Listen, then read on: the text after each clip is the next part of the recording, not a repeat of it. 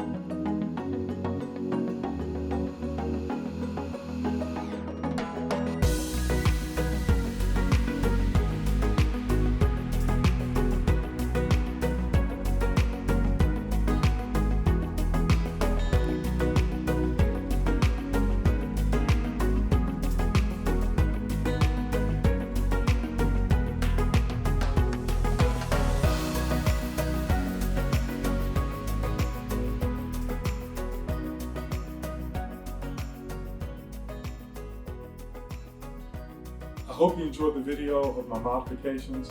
We'll be going into detail of some of those in another video, like I'll talk to you about the paint protection film and tinting, why I did what I did. We'll get into that in some more details in a future video. Thanks for watching, and remember to use my code so we can both get 1,000 free supercharger miles.